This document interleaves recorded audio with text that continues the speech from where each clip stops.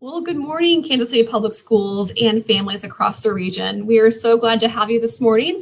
And today we're going to have an interesting feature. We're going to go directly to the source, to our teachers, to ask them how their first couple days of school are going through distance learning and virtual learning.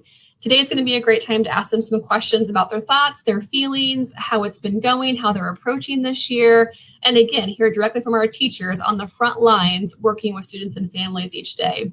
Don't want to have much more introduction than that because they're the stars of the show. So without further ado, we're going to have them introduce themselves to you. And first, we're going to start with Miss Everest at J.A. Rogers Elementary. Miss Everest, introduce yourself, please.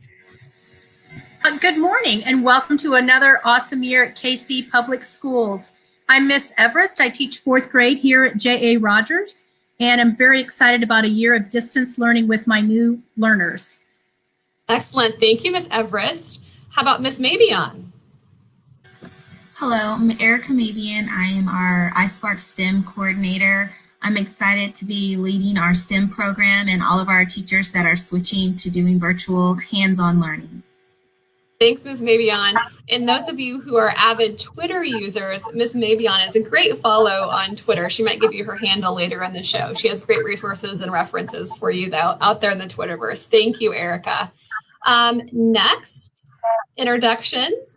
Miss Carly, would you like to go next? Sure thing. My name is Carly Overish, and I am a second grade teacher at J.A. Rogers Elementary. It is my first year at Rogers, and I'm so excited to be maneuvering that with a new school as we all maneuver brand new learning techniques. My name is Laura Culp. I am an 8th grade math teacher at Northeast Middle School. I also teach Algebra 1. Thanks for joining us, Ms. Culp. Good to see you this morning. How about Lauren? Hi, I'm Lauren Bacon-Aker, and I teach 5th grade ELA and Social Studies at Hale Cook Elementary. Welcome, everyone. Good morning. My name is Calvin Davenport. I'm at Truce Elementary. I teach 5th grade, and I'm so excited to get this learning in hand and building new leaders. Excellent. Thanks for joining us, Mr. Davenport. Good to see you. Hey everyone, my name is ONeill, and I'm with East High School Bears. I teach regular biology and AP biology. Excellent. Thanks, Mr. O'Neill. Great to see you. So glad to have you today. Okay, that's everyone. Thanks for your quick introductions. I love that our students are going to get to see your faces on KCPS Homeroom, the TV show, and also those beyond even KCPS get to hear your words of wisdom today. So first quick question is hopefully something that each of you have been thinking about, and it's easy to think about. But how has your first day been? How have your first couple days been? What have been successes? What have been challenges as we have our students back online virtually or through distance learning? And I can call on someone, which we'll do first. So because I was in Carly's class today, watching her and observing her beautiful teaching in person. Carly, do you have some thoughts about your first day, your successes, your challenges, and how it went? Yeah, it has definitely been a whirlwind. Just getting all the students logged on and getting them to the correct places at the correct time definitely has been the biggest challenge, as you saw today in my classroom. But it's just been so fun to get to know a new group of students, and I can't wait to have more students log on tomorrow and the next coming days to learn more about them. Right, and we look at this as the first day, right? We knew there was going to be a couple of hiccups. There might be some issues logging in, usernames, passwords, but even if we were in school in person, we'd still be kind of working through some of these same things in our classroom. So look at it as a couple days worth of trying to get these kinks worked out so we can have our routine and our smooth processes the next couple of days. Good response. Thanks for sharing that. Mr. O'Neill, how was your first day? It was pretty good. It's glad to see some familiar faces. I had my first class of AP Bio, and these are the students that I had last year in my pre-AP. So it was nice to see them again and hear their voices. And you can tell that they're also like missing, some of them are very happy to be back. You can see on their like faces that they, it's been a while for them with what's going on. So it's just nice. Like what Miss Carly was saying, there was some hiccups logging in, but as soon as that's taken care of, it was a smooth sailing. So it was just like just a lot of problems in the beginning, but once it's all going, we went nonstop. It was great. And the students call you Mr. A. So when they saw you today, did they have any stories about their summers or anything they wanted to share with you as just someone they hadn't seen in a couple months? It's actually really, funny because before the quarantine or before we went, full virtual, Q4, I had a different hairstyle, hair color. So they were just like super, I had a black hair, but now I'm all like bleached out. And so they were just really surprised with all the changes, that happened. So that's good. They noticed your hair. That's a positive thing. When kids notice your hair, you got a different hair color, haircut, it's very positive. It means you're endearing to them. So I'm glad they shared that with you. Miss Culp, how was math and algebra today? It was good. Like everyone has said, we had some hiccups at the beginning, and by the end, everybody was getting signed on pretty easily. I think in a couple of weeks, we are going to be incredible experts at the technology, and we're just going to be able to keep right on rolling through the year. Good. Do you have students that you had last year that were coming back to you for a different level of math? No, I don't. They were all new students. For us, moving up from 7th grade into 8th grade, our students moved on to the high school. We did hear back from some students from the high school. It was nice to hear from them, and they were just letting us know what classes they were signing into and that they missed us. So that was good too. Oh, good. Glad to hear that.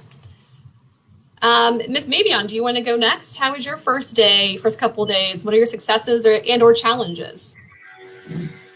We're really excited to switch from a lot of the demonstrative learning that we do hands-on to doing things virtually. So I think the teachers and students will appreciate our approach of just building a foundation for good digital citizenship and getting those components that they're going to use in all of their classes. And so it's been really great to acquire new teachers and just build the excitement for all the things that we plan on implementing. A lot of the coding and robotics and just storytelling and digital citizenship, and just we're all things education being in STEM, so we get to have the best of all the world. So we're all really pumped about all the things and the opportunities for kids. So be sure on the lookout for all the things that we are going to be posting on our KCPS Homeroom.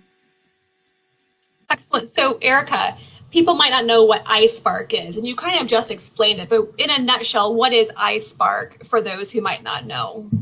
Right. We do science, technology, engineering, and math. And we do a lot of cross collaboration. So say students write a story in their ELA class or their homeroom class with their teacher, be it K through 8 is the area that I have. They may bring that story with them into our class, and then they also can make a computer program with it. So they do coding and they use the foundation from the story that they made before. Or we do building and engineering. And so we built a lot of things with our Legos or our blocks, and we solve problems and do real world experiences. So our kids get to do a lot of things. They build apps, it's just the world is their oyster when they're in iSpark. So it's really great. We love it. Thanks for being a coordinator of that program and offering those opportunities and experiences for our kids. Thank you. So Miss, we got you, Miss Everest. Miss Everest, how was your first day? Well, just like the others have shared, we did have some hiccups. It took us a while, but we eventually, by the end of the day, I had 13 of my 18 students get logged on at some capacity. So I thought that was a pretty good, successful first day. And the other part that I probably was my favorite was getting to see their faces again. I missed them. And I was in communication with some families from last year. So that was fun to kind of help out former families and then connect with new families. And I even had 2 students help the class when they were having issues with their iPad with one of their Google Form assignments. So that was kind of fun to see the students take on the learning and then also take on the teaching role and help their peers. Yes, when our students can own their learning and be the collaborators and the helpers, we know we're doing something right. So thank you for offering that as a success for your day. Lauren, how about you? Success or challenges for your first day? Well, first, I just want to give a major shout out to all the families of my students because they were more than ever such partners in the success of our school day today. And I know they'll continue to be throughout these first weeks in the year. So just want to give them a special shout out. But I have 2 sections of 5th grade, and I saw them at different times today, and I only was missing 4 students for the entire day. So that's really just amazing and just says a lot about the communication that's been going out from the district, also from our school and from teachers, just to really try to make the first day as successful and connected as possible. I really made it my goal to try to use low tech today and like really walk them through some things. They had notebooks and did some writing, and I said, don't look at the screen. And that to me was like a real success, was finding ways to do some of the things I would have done in class without the computer and still get them to share their writing and get to know one another in ways that make them feel comfortable and going to the next level of wanting to share and participate in the future. So just had a really great day. Excellent. Thanks for those thoughts as well. I think we got everybody on your first day. Mr. Davenport, did we ask how your first day was? How was your first day? My first day went great. It was great to see the kids. I've been in Truth for 3 years and just been new to 5th grade, just seeing some of the old faces pop on and just the patience of the kids and the parents, just having patience with us, with everything that's going on, and just being able to be there, making phone calls when they're having a hard time logging in. So I just look at my success as challenge and challenges as my success, so I can, share that with my kids so we can get through this school so year. we talk about maybe getting through this school year and changing that mindset into, enjoying the school year, learning during the school year, really perfecting things and offering different experiences in the school year.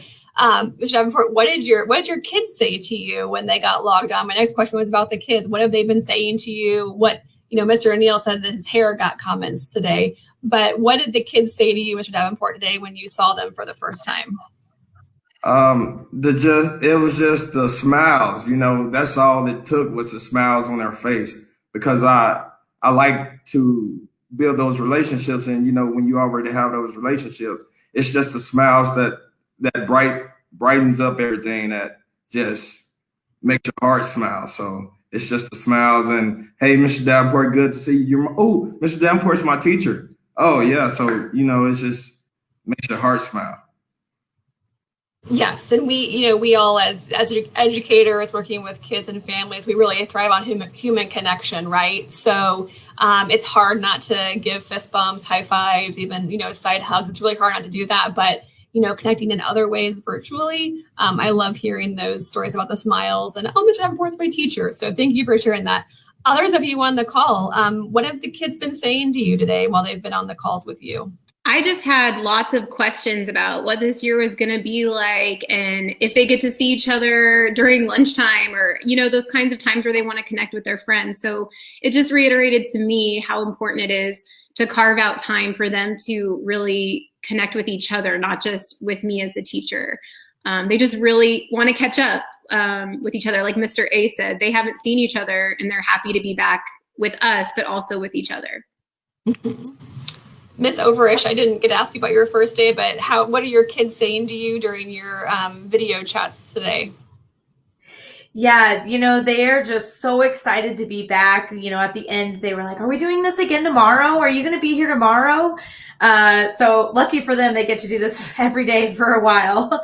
But yeah, I'm new to Rogers this year, and we had one other student in our video chat who's also new to Rogers. And so we spent the first little bit of time, and they told me all their favorite things about school. And so that was just really fun to kind of reconnect in a way of knowing that they're just really happy to be here, even if it is different and maybe not, their normal, but that they're still excited to be here. So my students had art as their encore class today, and it was so cute because our art teacher at Rogers this year was my cooperating teacher last year as a student teacher from UMKC. So they were really excited that like Mrs. Stonehawker already knew Miss Everest. And then I actually popped into their Google Meets and that was fun. And then they were so excited to show me their portraits that they worked on in art class today. And you could just see they were just like, look at what I did, look at what I did. And so it was fun to get to see their artwork and then also for them to be just as excited to come back to our 4th grade class after they left the art room. I was just going to share, not on our first day, but you were talking about how students are wanting to interact and engage. And something new that the district students are going to be able to participate in is several of our buildings have initiated an after-school club. You know, we're missing out on some of those normalcies, and we're going to do virtual robotics clubs at several of our buildings. And so we're really grateful that parents and teachers and students are going to get to engage in that and continue some of their fun times like they would during regular school time. Excellent. Yes, I love that. Again, how can our kids interact with each other outside of school hours for those extracurricular offerings that we would typically have if we were in person? Good thoughts. Laura, AJ, any other comments? Besides your hair, again, that was what they were saying. Do you have anything else that they wanted to say that was exciting for you to share? I guess the one of the frequent questions that I had today was how are we going to do lab? You know, as a science class, it came out a lot today. So I just tell them that even though we're virtual, we're going to try our best to still have fun in science. So actually today I opened up our class with a lab, you know, and I encouraged them.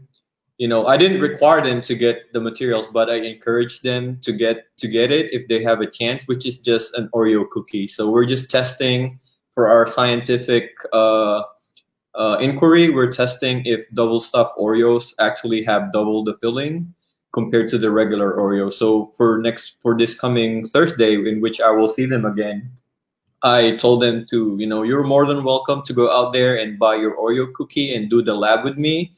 If not, no big deal. I'll do the lab in front of you guys, and you know we're still gonna have fun. I want them to realize that just because we're online, we're not gonna miss out. You know, on some of this lab. It's not all gonna be like computer work or paperwork. So I guess they were just caught you know off guard with that because I think everyone's doing syllabus, and then there's me doing lab on the very first day. So I guess you know, I hope they liked it, and I hope they show up on Thursday with their own Oreo cookie. I'm just excited to you know continue this lab that I started.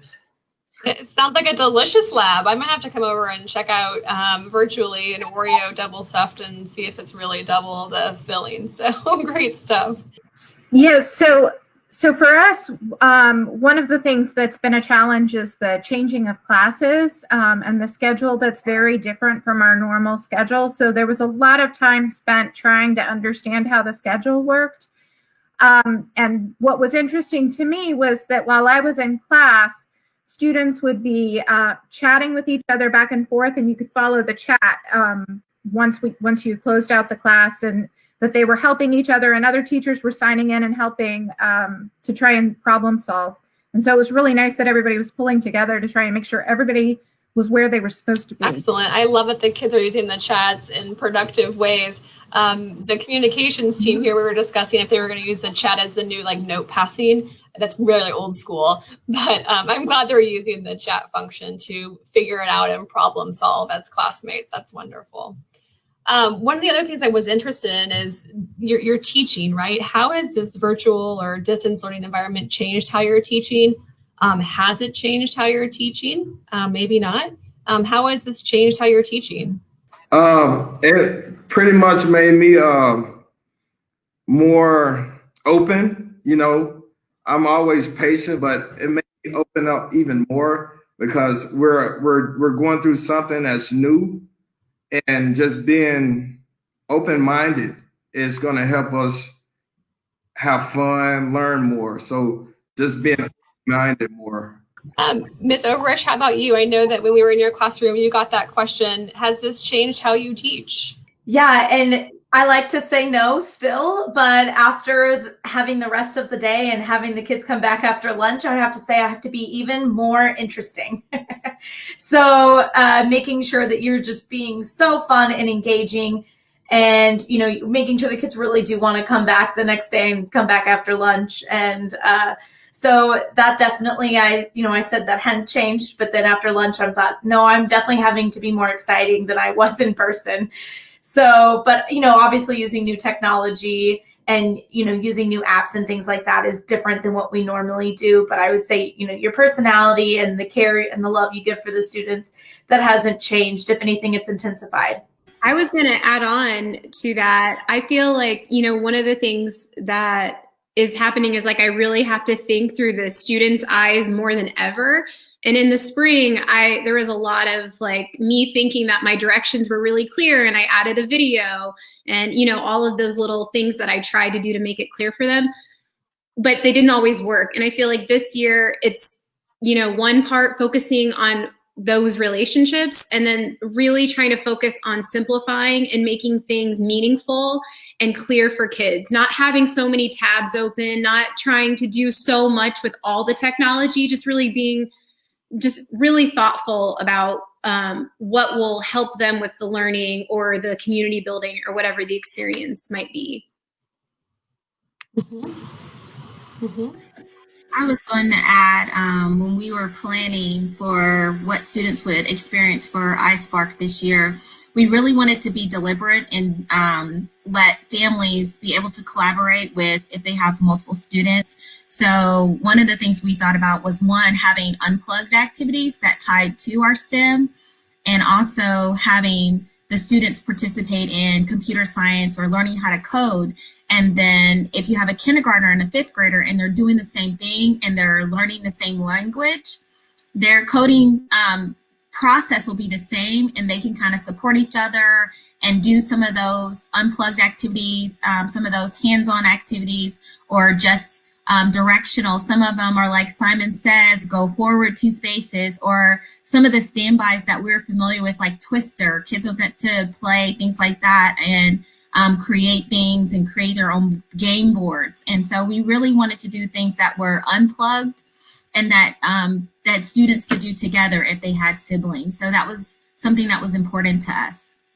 I would say definitely, I would agree with what Lauren said about trying to make sure that you're as clear and specific as possible, make sure that you're identifying what the students need to know, and trying to create lessons that are engaging for them, that they can then push themselves rather than the teacher constantly pushing them.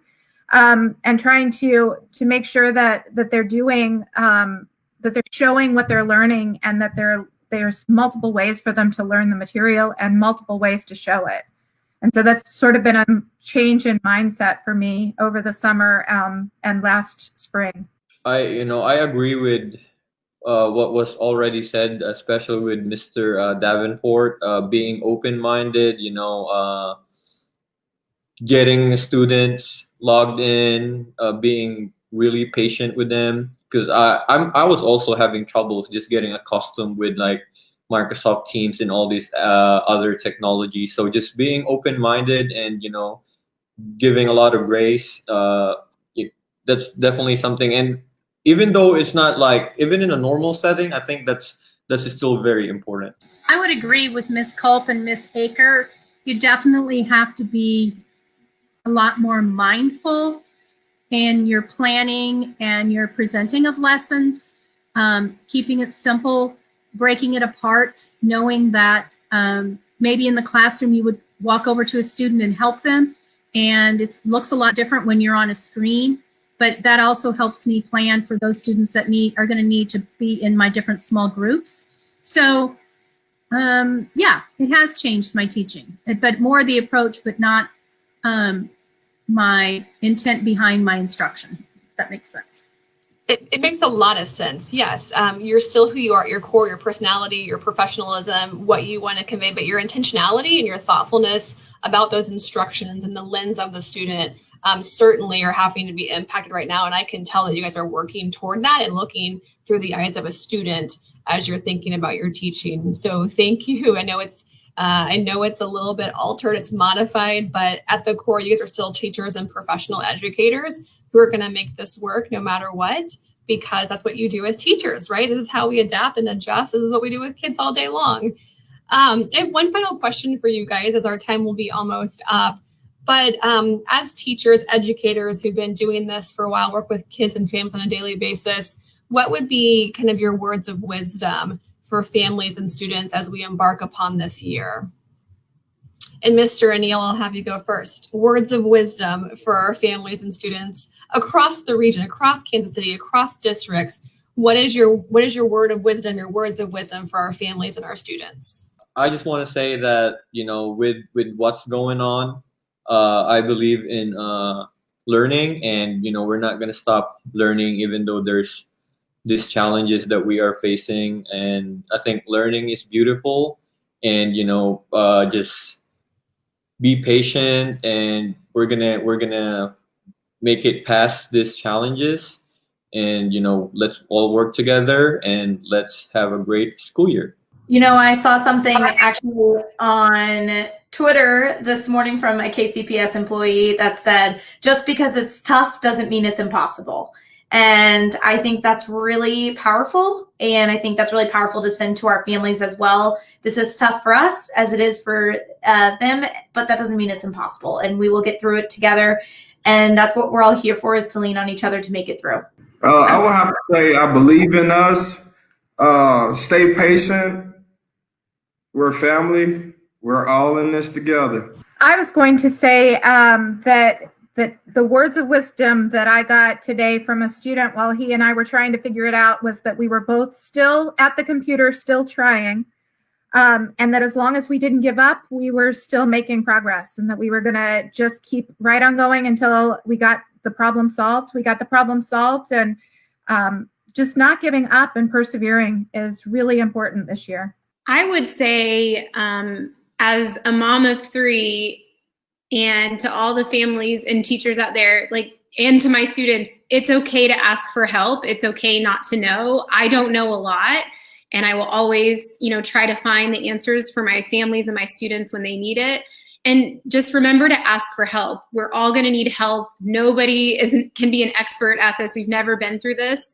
And also, just if it's so overwhelming for you or for your child, I think it's okay to take a step back, taking a break and, regrouping and realizing, like what Mr. A said, this is about learning and growth. And if you're very stressed and not feeling like your mind is there, you won't be able to learn. So it's okay to take those breaks when you really, really need them, and not, to overdo it because you need to be on that screen. I think that's just really important for all of us.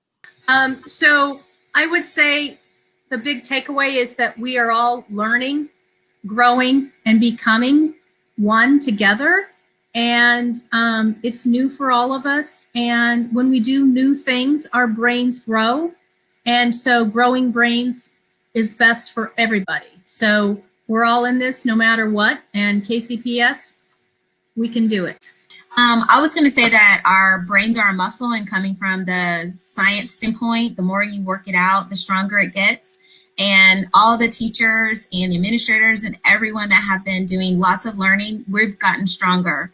And our students and our parents will also. So just want to encourage everyone that you were made for this. And at this time, we're ready to be strong together. So I'm just invigorated by all the people who are doing amazing things. And I will be tweeting those things out at 3 Trails Mabion. That's the number 3, TRAILS MABION. So I look forward to seeing more things happening at J.A. Rogers with Ms. Everett and some of my other friends. So I'm just really excited about all the great things that are available for our students and our families in our KCPS. And our teachers, we are ready. I think that's a great note to end on. We are certainly ready. We've proved it today. We've proved it the past couple of weeks as we prepared for school. We are certainly ready. We're built for this no matter what. Our hashtag for the year, no matter what. So team, thank you so much for your time today. I know it's been a long day of teaching. In theory, our show runs in the morning, but this is an afternoon call in which we're getting your thoughts on the school day.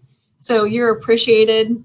Your work is not unnoticed. In fact, it's highly noticed. And what you do is so important. And for our mindsets moving forward again, how do we make this year exceptional, even among unexceptional circumstances. So thank you for your commitment. Thank you for working with kids and families, for each other as colleagues and collaborating. You are fantastic rock stars, and I'm so happy to see all of you back engaging with our families. So on that note, KCPS Homeroom will sign off with our teacher edition, and we look forward to seeing you guys in your classrooms. Have a great day. Well, good morning, KCPS Homeroom audience. We're so happy to have you join us today for another edition of our Back to School specials. This morning, we're going to be talking to our fine arts teachers and partners in this work as we move through fine arts and PE and health in Kansas City Public Schools. We're going to quickly introduce some of our wonderful fine arts teachers for you to have them talk a little bit about who they are, where they teach, and how they're navigating distance learning and virtual learning in the fine arts area. So first, with quick introductions, let's start with Dr. Marshall. Hi, everyone. I'm Dr. Adriana Marshall. I am the coordinator of Fine Arts and Physical Education, K-12 for Kansas City Public Schools. My name's Jason Beta, and I'm the director of bands and orchestras and also run the jazz band and combo at Lincoln Prep High School. Hi, I'm Susan Martinez, and I am the middle school band director at Foreign Language Academy. Hi everyone, I'm Ms. Gomez. I am the elementary music teacher at Border Star Montessori and Cholwoods Elementary. My name is Willie Thornton. I am the co-director at Paseo Performing Arts Academy. We have a partner with us today. Mr. Frankel, can you please introduce yourself? Hi, my name is Jim Frankel. I am the founder and director of Music First, which is a company that allows music educators to teach their students online with content and software. And I'm from New York City. Well, thank you for joining us here in Kansas City from New York City. We're really glad to have your perspective on our show today. My pleasure. Great. Well, those were introductions so that you know who is visiting with us today on our show. And just a real opening question, real interesting question is, as we think about music, fine arts, how are you all navigating fine arts and music with our distance learning and virtual platforms for our kids? And Dr. Marshall, maybe you can take that as our coordinator and take the first shot at that answer. This year, we are so excited to, use more music technology within our content area for music. Our teachers for instrumental and for choral and general music are embarking on something that's totally innovative. They are teaching students how to play instruments, how to sing, how to read music, how to read rhythm, all online right now. And we're just so excited that our teachers are so dedicated to learning about new platforms to instruct their students. I'm going to end up doing a lot more small work, or small group and solo work at first with specific assignments and different pieces and audition material. All of my students that do all district and other honor bands will be doing that virtually. So we're getting a head start on that right now. And then hopefully later on, we can put on some sort of virtual or live stream performances with other material that I can hand out. Yeah, and I'll follow up with that too. One of the things we learned in the spring was that we have some advantages when we are meeting virtually because we can kind of break out and it can be a little more individualized. So whereas some students they might want to work on audition material for select ensembles, other students might want to work on a solo, or yet other students just building some technique skills, and it really allows us the opportunity to let them have more choice. So my students will be having a lot more of that choice and interacting in different ways and pursuing more of their more personal goals instead of it always having to be everyone working together. And we've used things like the apps with Flipgrid and things allow them to put a little more of their personality into some of their recordings that they might send in and they can share with each other. And we're trying to get them to be a lot braver about playing, trying to coordinate some things like living room concerts and that kind of stuff, which they're not used to. So it's involving the families more is one of the things I'm trying to do, and potentially even pull them in for some activities as well. One of the other things I'm very excited about partnering with Music First, which I think is still kind of in the up and going, but that opens up a lot of opportunities. I'm sure he would be better at talking about some of those. But we do also get to interact with people online more. For instance, we have one of the Kansas City Flute Club organization members had applied for some scholarships from the Flute Center of New York and got a grant to allow some of us to join that group, and will be sharing resources with us as well. So those are things that we really wouldn't have, I think, had the opportunity when we were all just in our classrooms. Kind of, our world has broadened, I would say. World has broadened, and the idea of a living room concert sounds really wonderful for our families who are all quarantined at home right now. So Mr. Frankel, Ms. Martinez mentioned Music First and your role in KCPS this year. Can you describe a little bit about your role in KCPS this year? So we're hoping to bring Music First to all the music teachers and all the students in Kansas City. And what we basically provide is exactly what Susan was just talking about. An online learning space that's safe for students, and we have a huge reservoir of content for music teachers to draw upon to supplement their own curriculum, pre-made quizzes, pre-made activities. I think every music teacher on the call on this interview right now is a rock star. Music educators are the most resilient people of all, but they probably realized real quick last spring that creating online content for students to consume that's meaningful takes a lot of time. It takes a lot of time to create, making videos, trying to figure out, rejigger what we're doing. It's not what we're used to, but we're very resilient people. So we have a pre-made content library that has courses for general music, for band, for choir, for orchestra. But we also have a suite of software that covers every single style, from composing your own music, from playing or singing and having the software evaluate how well you're doing, to learning about music theory, to learning about music history. It's really a broad approach, comprehensive approach to music education for K-12. And we are so excited to be able to help the music teachers and, probably more importantly, get those students in the district engaged in music making. And what I'll say to close out my little section right here is that if ever there was a time that the fine arts are more important than ever, it is right now. These students are on Zoom calls, web meetings all day. They need a space and a time to be creative, to have to be able to express themselves musically or in any art form. So yeah, we're just thrilled to be a part of it, and we're looking forward to working with teachers and students in Kansas City. We're glad to have you. Thank you again for joining us. Ms. Gomez, what are your thoughts about how you're engaging our students during this time of distance and virtual learning? Yes, I'm actually really excited that we're online because there's so many resources out there, especially with Music First, which for the lower elementary students and the younger kiddos, I would love to use the presenting mode in Music First so that they have an easy way to follow along in classroom.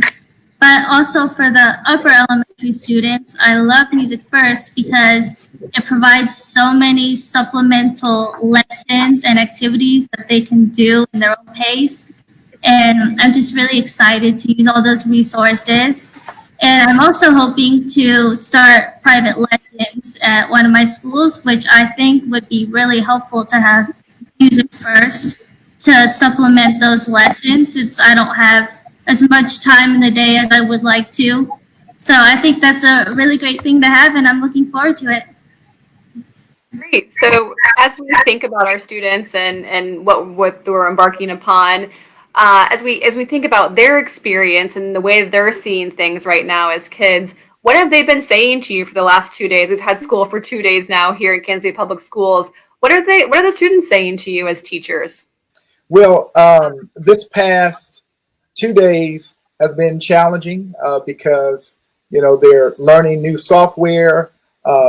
But one thing I'm excited about this year, and some of my students, are being able to teach sight reading more in depth, and also music theory.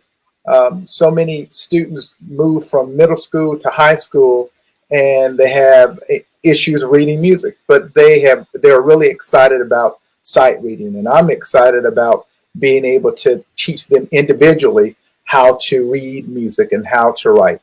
So they're excited. So learning some new skills through sight reading, sheet music, great skills to have, as we know, in the music industry. Other teachers, what are your students saying to you during these first couple of days of school?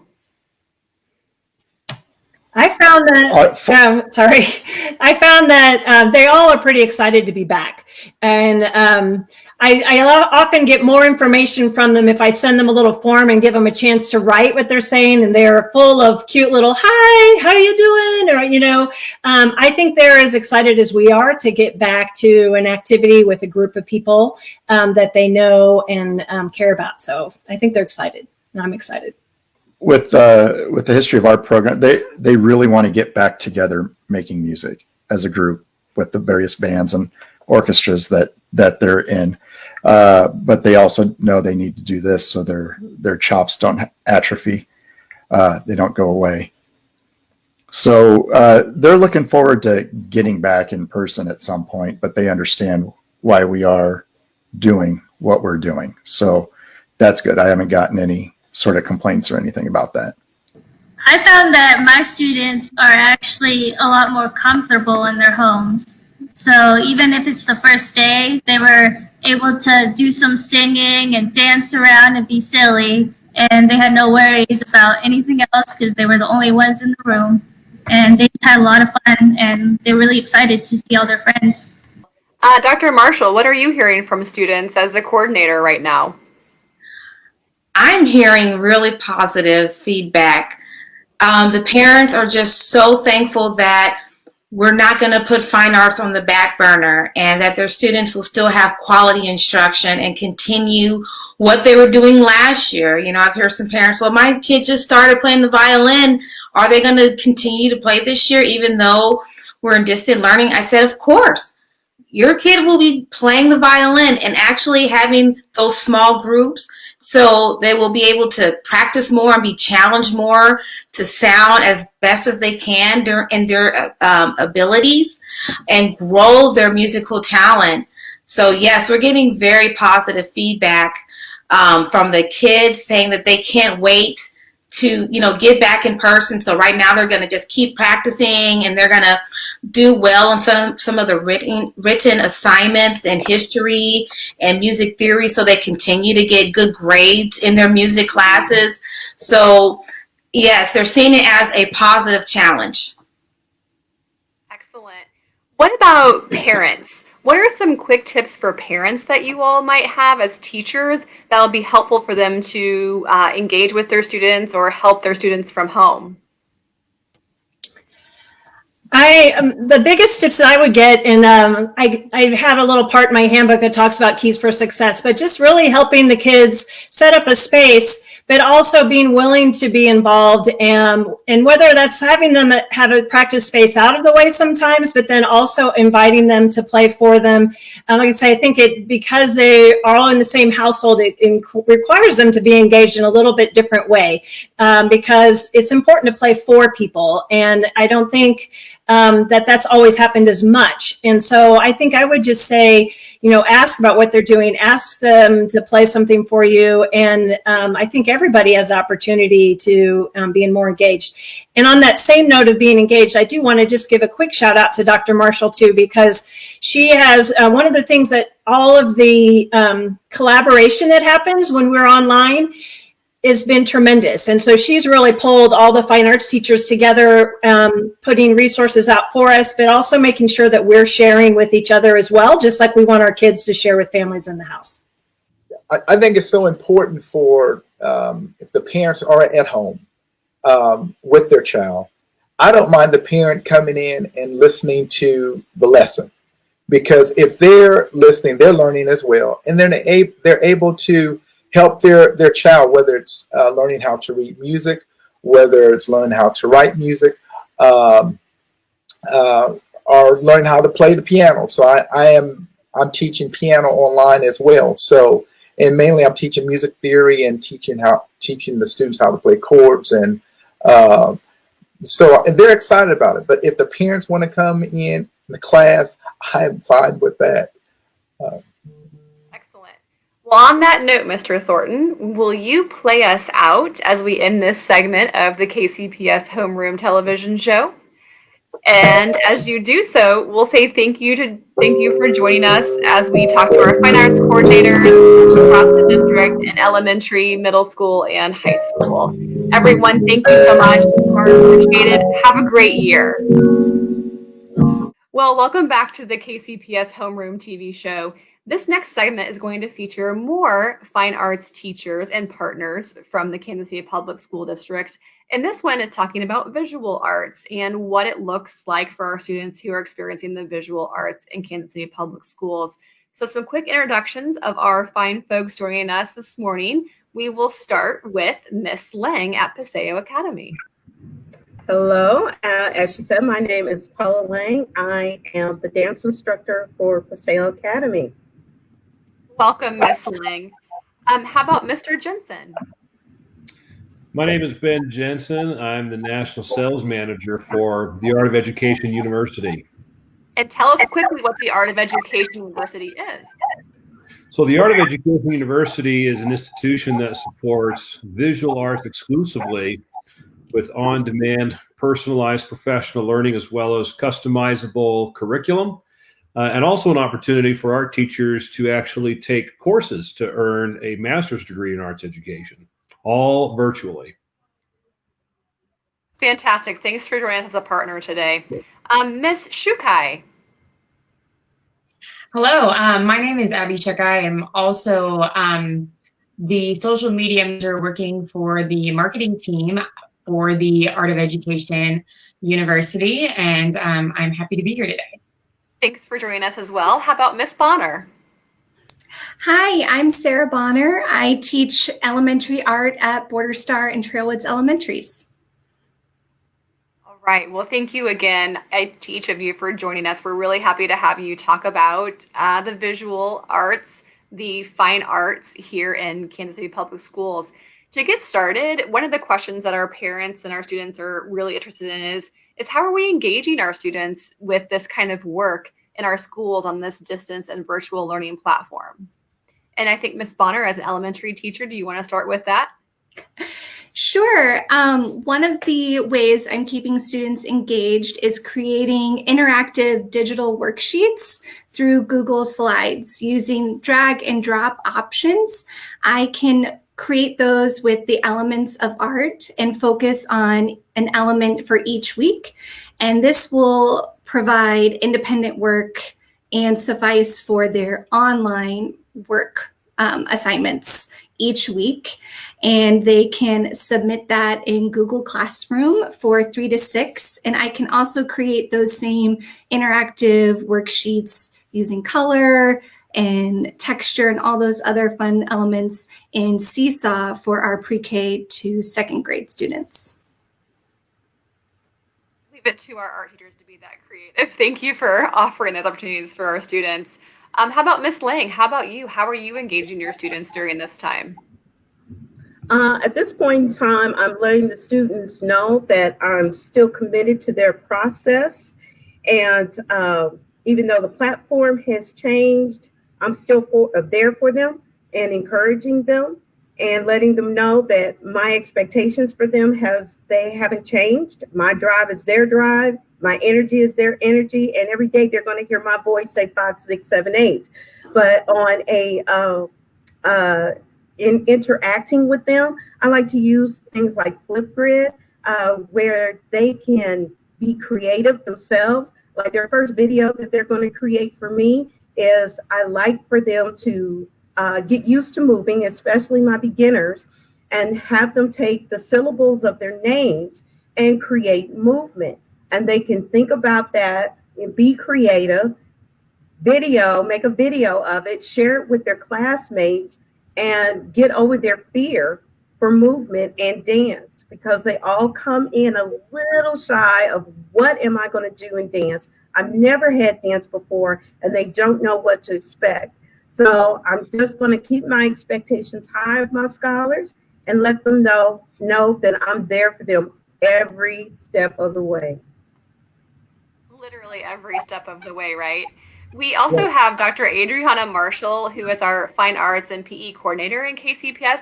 Dr. Marshall, I know that you've been thinking about this as we've been planning for virtual and distance learning, but how are you thinking about engaging our students for the visual arts during this time?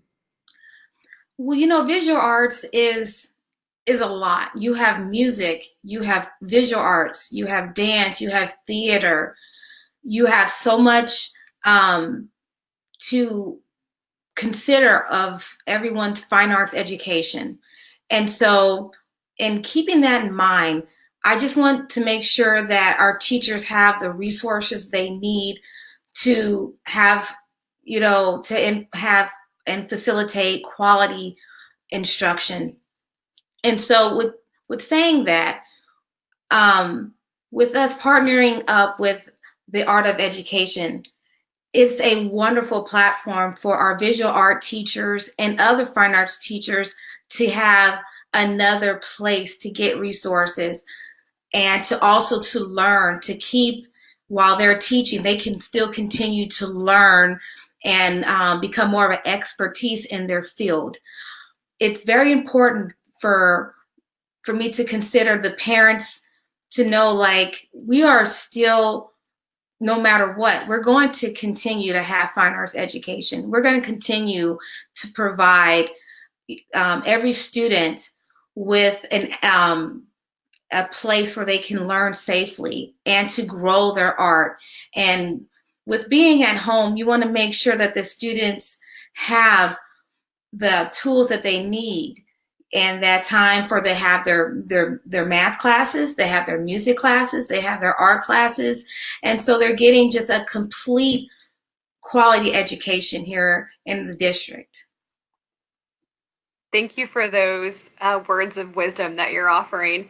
Abby and Ben, as partners in this work, what are your thoughts about engaging our students during this time? Well, one of the things that, you know, everybody's been talking about is student engagement and how to do that via online learning. And there's going to be some challenges with that. And one of the things that Flex Curriculum, which is the Art of Education University's curriculum platform, provides is a flexible solution to do that. And so, you know, they were talking about using Seesaw and Flipgrid and other digital tools.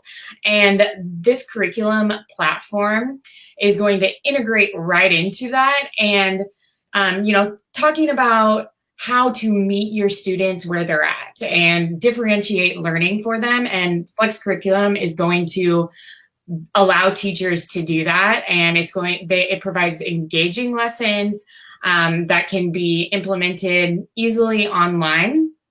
And there's some great resources in there to meet not only the artistic needs of students, but also the social emotional learning needs, which students are really going to need at this time. And it's just going to really provide a really excellent way for teachers and students to connect, even if it is through distance learning. Do you see this as very much individualized for our students, let their personalities and their individualism shine during this moment in time? Yes, absolutely. So one of the really cool features about the name Flex Curriculum comes from the nature that it is flexible. So although there's a great library of resources and lesson plans and content that teachers can just use, it also can be flexibly adapted into fit into any learning situation for all grade levels. So it can really meet the individualized needs of students, just depending on what that need is. Other thoughts, Ben? So students and parents are our most important stakeholders. At the end of the day, we realize that what we're producing is going to make it back to the home. And so we believe that by empowering art teachers with the instructional resources and the professional learning they need in order to do their jobs well, that's how we really support students' growth and their achievement. Our mission statement says we grow amazing art teachers by providing rigorous, relevant, and engaging learning at every stage of their career. And by providing flex curriculum and pro learning to Kansas City Public Schools art teachers, we're confident we're going to make an amazing impact this school year with virtual learning happening. Good news and music to our ears. For the teachers who are on the call today, what are some words of wisdom that you have for our students embarking upon your classes this year? What do you want the message to be to all of our students across the region who might be watching this show as they embark upon art classes this year? I would tell them, don't give up, keep reaching. And like I said, our expectations are high. They can accomplish anything. Show resilience. Your teachers are resilient, and they're going to feed from that. They're going to feed from you. So just keep it high. Yes, to keep your expectations high for yourself and for your teachers, of course. I'm excited to use the Art of Education. The Flex program is amazing, and it's so great to be able to scaffold and tailor those projects to fit the needs of our students, and just know that they're being taken care of, and we're going to provide our absolute best and give them the opportunities to shine even though we're spending this time apart. So, Ms. Bonner, what's one of the first projects you're going to have your students work on during this first week of school? This first week of school, we've been using Microsoft Teams for most of our meetings.